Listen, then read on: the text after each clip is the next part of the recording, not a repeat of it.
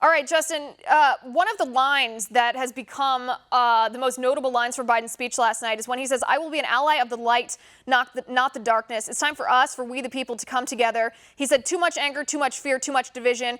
Explain this to me, because wasn't it 2 weeks ago that Joe Biden and the people in his party were telling us that America was a fundamentally evil, racist nation with illegitimate institutions thanks to the way that we were founded?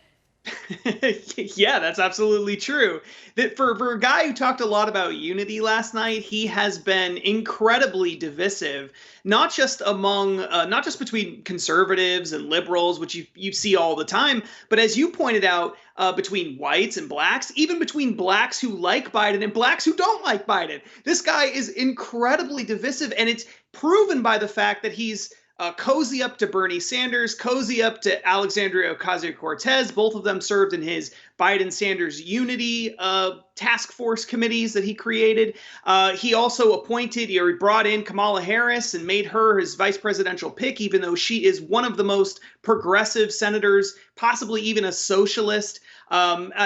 Incredibly divisive person. I mean, what has he done to actually bring people together? The thing that I don't understand, and maybe I'm not old enough to understand it, is why does anybody believe that this man is a uniter, that this man is moderate, that this man is right down the middle, that he works across the aisle? I've never seen that. All I've ever seen from him is division, divisiveness, hatred, anger, hostility towards other people, completely unwilling to hear anything other than what he wants to hear, telling African Americans that if they don't support him, then they're not really black, calling people junkies for asking him questions about whether or not he's still all the way there. I mean, these kinds of things are outrageous. And if a Republican was doing this, they would have been run out of town so fast. They would never have survived. Not even one of these scandals would they have survived. And yet he has managed to be incredibly successful throughout this whole thing because the media is desperate to get rid of Donald Trump, and they don't care